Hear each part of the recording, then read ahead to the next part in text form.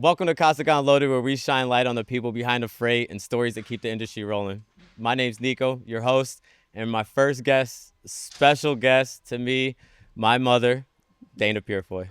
How are you? I'm great. Thanks for having me. I'm so excited to be able to share some, years of experience. That's awesome. It was a long travel for you. Thanks for flying Yeah. here all the way from Orlando to join the podcast and just shine light on what the industry has. Thanks for having me. Uh-huh. I'm so excited. I'm actually honored to be here with my son. So, yeah, it's going That's to be awesome. great. Cool. Well, I got some questions for you. I got answers. Ready to get the things rolling? Yeah. So, how did you get into the industry? What brought you? Did you just fall into it, or was it the plan the whole time? I did just kind of fall into it, right? Like I was a little lost. I think like back in the day, a lot of women, you think that you're going to go into like an administrative role. When I say administrative, like I thought I was going to go into accounting. That was going to be my thing. But my life didn't go out that way. And then I started working in manufacturing because I needed to pay the bills. I needed to raise my kids. So that start in manufacturing kind of tipped it off. However, my family, my dad was a truck driver. My grandmother worked in shipping. So it wasn't like I was falling too far from the tree, but that's really what started it. Did you have any plans of being a truck driver after you saw your dad being a driver? No, but one thing about watching my dad was, to me, I always felt like I had big dreams and I wanted to live a big life, maybe my big imagination, right? I was always so excited when my dad came home to find out where he had been, because we lived in a small town. We didn't travel a lot. Travel wasn't as accessible as it is today.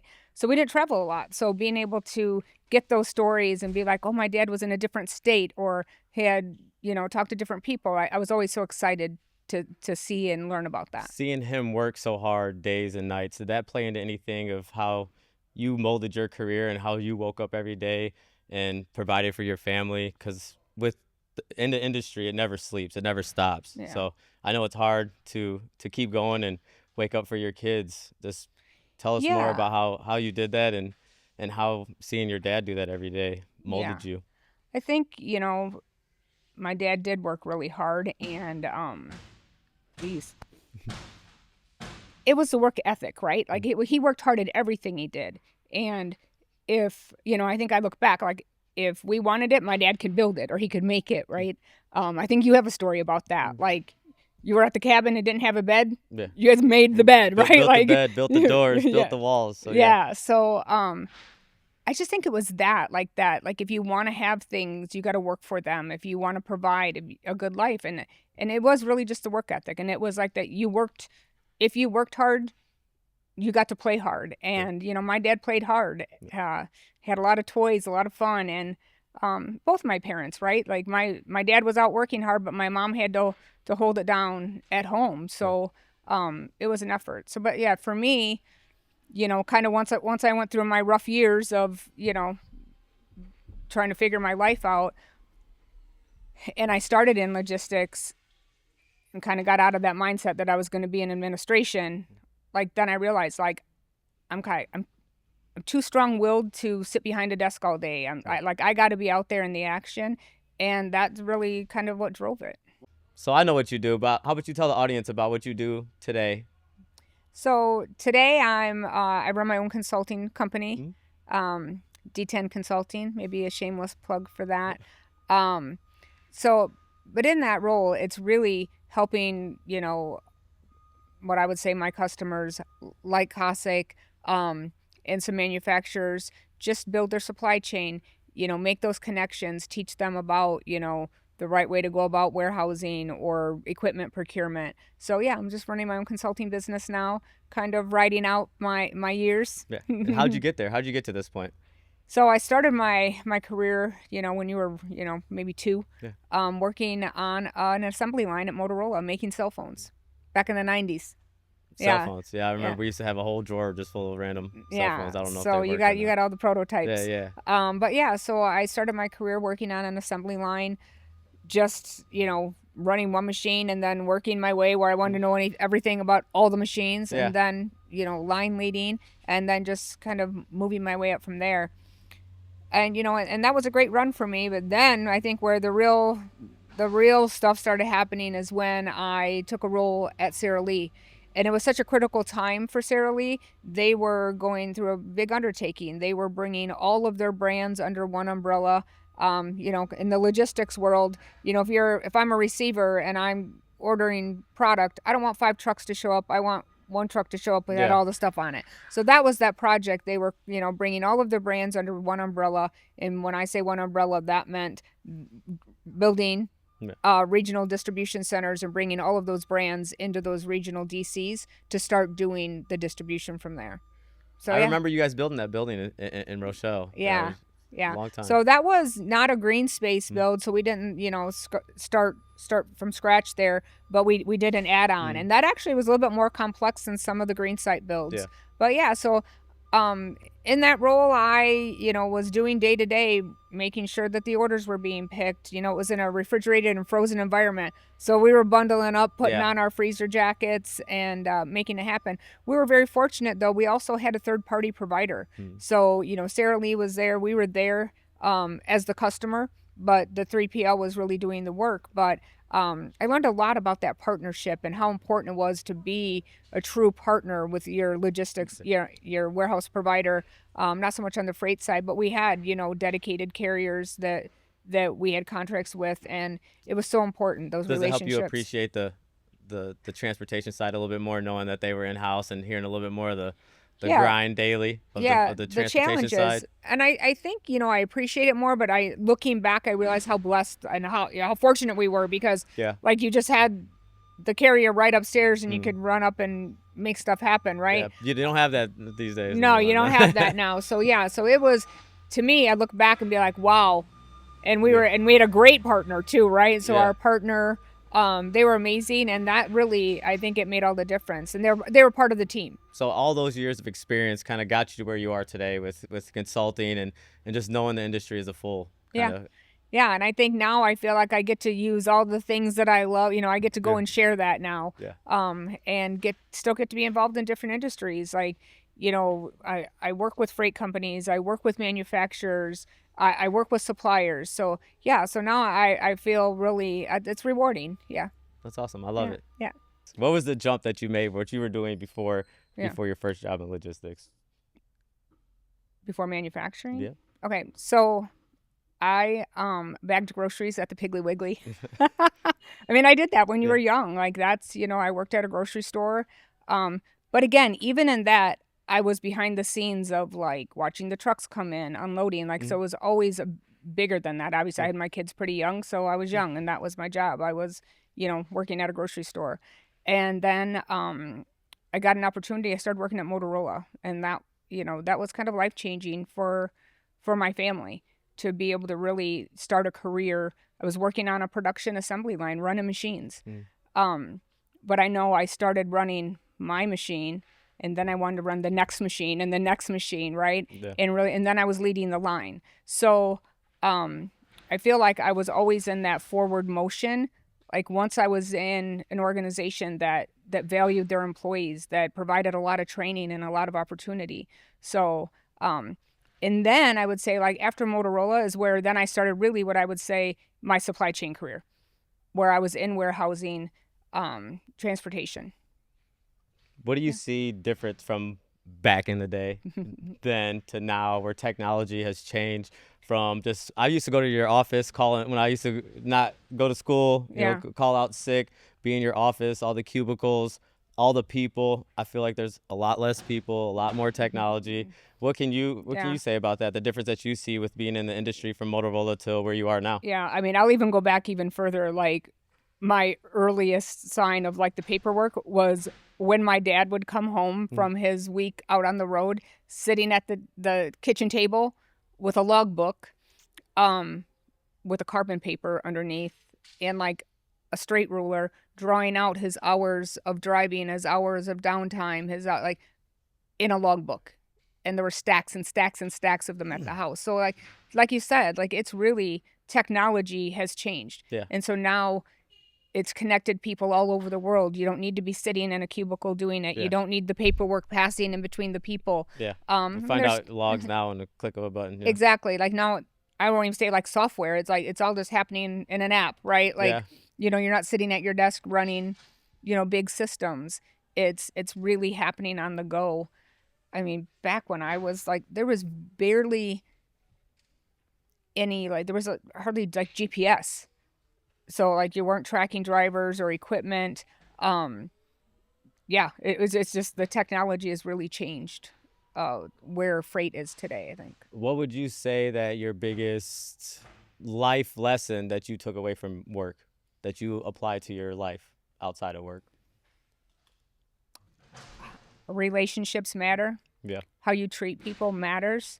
And that keeps them coming back, right? It's not, I always say that, you know, you rarely lose a customer over cost. You lose them over service. You don't, you know, it is just how you treat people and the service that you provide. Did you ever think that your son would be in logistics, following in footsteps and supply chain or anything, manufacturing, any type? I didn't. I think, you know, like both of my boys are in the industry, you know, one on the warehousing side and you like on the freight side. No, but I love it because I think it builds a relationship for us, right? Like we have things in common to talk about. So I get to share my experience. So I feel like it's a little bit of a legacy build that, you know, that we have this common drive. I think it's also not just what you're doing, it's the drive that you have. Yeah. So seeing that and witnessing how you've grown through the years has been, you know, I'm so proud. Thank I really you. am. Yeah. It's all because of you, the foundation, the woman behind the work. So yeah. You got any questions for me? You know before what? we keep going? We can keep going, sure. I think, you know, there were some questions that we had talked about some highlights of my career. And I think I never lose sight of, you know, kind of where I started to where I am now. And I'm at that downside, right? Yeah. Like I'm starting to really sit back and like, you know, you're almost like reaping. Yeah, because your you've rewards. been in the midst of it all, and the hot moments in the warehouse at Sara Lee. Yeah. You're on the line at Motorola. All the places you've been, it's been a journey. So for you to sit back now, and for me to see where you're at, I've been, you know, on the sideline your whole career. So I also want to say I'm proud of you for where you are now. And I know it's a change of pace, like you said. So how do you go? Like, how do you feel like you're not losing your touch when things do slow down? You don't beat yourself up when it's years, when it's, you know, did you settle in or are you slowing down? Listen, like I was a little bit late getting here today because I was chasing some freight, trying to make something happen, you know? So I don't know. I think it's in your DNA. Like slowing down for me has been very hard. Yeah. I have just never, I've been always chasing the next thing in terms of like excitement. It hasn't really been about money, chasing money. Yeah. But it's been about chasing like just the win. Like it's always like getting it done, making it happen. I think the biggest thing about like the jobs that we do, it's the critical thinking and the problem solving. Yeah. And it's almost like it's a high, like you that adrenaline gets going. Is like, this is crazy, but I can make it happen, right? Like I think solving problems quick. Like that's something I pride myself in too. Like anything in logistics can be solved. Like to me, I say myself all the time, it's just logistics. So nothing we can't do, nothing we can't figure out. And that's something that I pride myself in as well. It's time and money. Like it can be done. Yeah. If you got to look between time and money, if you can figure it out. I always think too. That's one thing I thought about this morning as I was thinking about what we were going to talk about. Is I don't ever find myself saying, "We can't do that." Yeah. You don't say that because it can be done. Yeah. Like I've made what I would almost consider miracles happen, right? Like it can happen, but then you get 3 drivers dropping stuff off along the way, and then now, you know, you've made it. Yeah. You know, you made it happen for the customer. Yeah. I mean, so much behind the freight, right? There's so much that happens behind the freight. Now that you sit back and look at your career and all the places you've been, the places you work, the things you've done for people, the impact you made at different companies, put it on a scale. Like, what was the best job you had? What's the best lesson you learned that you still use today? Like, just looking back on it, put it in perspective for somebody else. I think that for me, I would always go back and say my time at Sara Lee, man, we were a group of winners. Yeah. Like, everybody was after it. Everyone was after it. Like, we were all there right behind each other. Maybe sometimes like family screaming, yelling, fighting, but like we were going to win, and we got to celebrate so many great times, so many successes. I think that that's like the unicorn of your career. Like, I go back and say like, wow, do you really ever get that team again? Yeah. And it's always been like almost chasing that to build that team again. And quite frankly, it's like going back to like the Chicago Bulls, like that, you know, that Michael Jordan and Scottie Pippen only happened so many times. Yeah. And that was it for me in that role.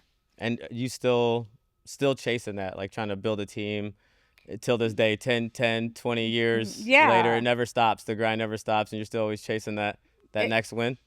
To me now, it's the building the next team, not the team that I want, but just out there teaching, like consulting, passing along the years of experience, right? Like that's something when I look back on, I get, through LinkedIn or sometimes Facebook or random text message from somebody from 10, 15 years ago telling me about a promotion they just got, or they just got their master's degree or whatever it is. And they say like, oh, thank you for pushing me or listening to me or cheering me on. I think that, and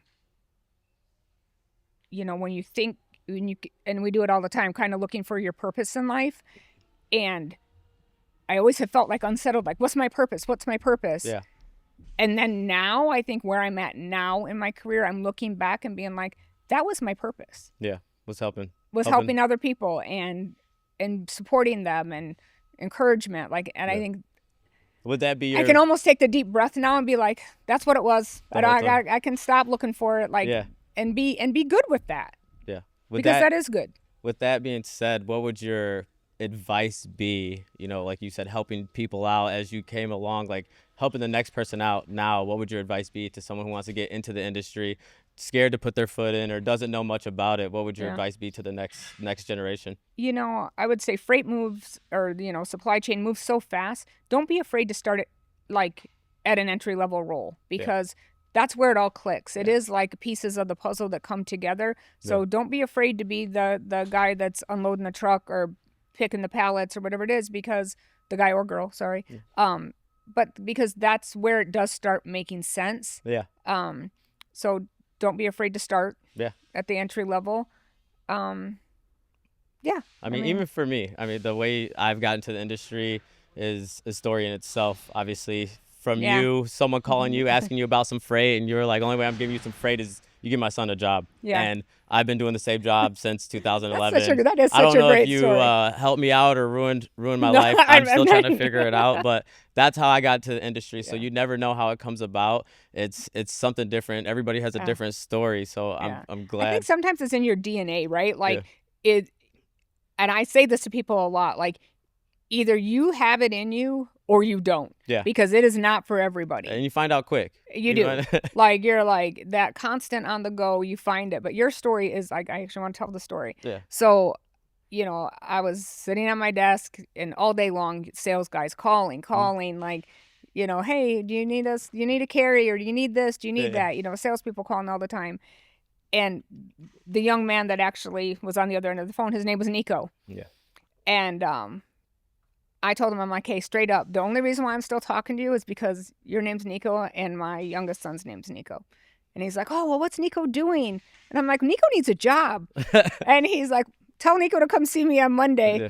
And that, like, the rest is history. Yeah, now look at you now. Like, I've been doing it such ever a story. Since. Yeah, it's been great. I always look back at that time and just crazy how I started tracking. And as the years go on, it's just like you said, you don't be afraid to start entry level, start tracking and just learning the industry. And it's just taken me places that I can't even imagine, taking care of my family till this day. And I could teach other people, like you said, showing the next person what it's all about and just paving the way. helping hand, putting the hand out Yeah. when you can, help when you can. I will say, I was still like early Yeah. career when I started at what I would consider early career. Like I don't even think I was 30 yet. No, I wasn't. And I started at Sara Lee, and I just like I had some oomph in me. I don't know what, courage, whatever it was. I started off in like an inventory role, and like the guy that was running the facility left and moved on to another role, and it was the office right across from my cube. Yeah. One day I like packed up my stuff from my cube and moved into that office and started doing some of the things that he was doing. I was not qualified for that job at all. Yeah. But the role came open. Yeah. And I was already sitting in the desk. They had no option. They had no option. And I interviewed with the vice president. His name is Larry Rogers. I owe everything to him. He will tell the story to this day, or he would introduce me later, some years later, as Dana's the best mistake I ever made. Like, it was a risk for him. I had no experience, but I had that great team around me to teach me and to support me. And like, God, he took such a chance. And that was a long time ago. That was in the early 2000s. Damn. Right. So, and just a couple years ago, I took my first trip to Paris. Yeah. And I remember like sitting there, looking out the window of my balcony, and I sent a message to him like, wow, like, I don't know if I would, without him taking that chance, where would my career have ended up? So I always think my advice to you is take a chance on people. You can teach good people anything. And, that's what you're on the mission to find is good people. And build that team of good people. And, Sky's the limit. it's going to pave the way. Yeah. That's awesome. Well, I appreciate that. I have one more thing. Mm-hmm. We're going to do rapid questions. Okay. I'm going to ask you some questions. All right. You're going to quick answer them. Okay. Yeah. Are you ready? Yep. Text or call? Text. Favorite truck stop food? A greasy skillet with eggs and like greasy steak. Do you eat pineapple on your pizza? No.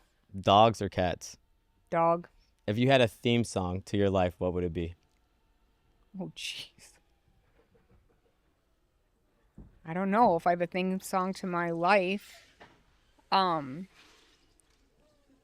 think a theme song in my family would be Roll On 18-Wheeler by Alabama as an ode to my dad. Okay. Yeah. What's your favorite TV show or movie?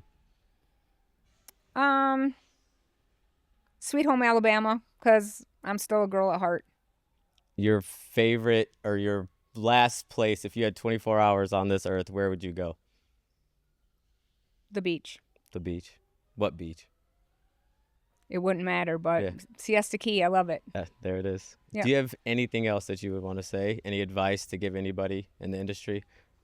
I think if I were to say, like, what are some, like, 3 things in this industry that I think we need to focus on still are, clean energy. Mm-hmm. How are we getting things from point A to point B, using more clean energy, safety, driver safety, warehouse safety, because at the end of the day, everyone comes to a job because they have to. Yeah.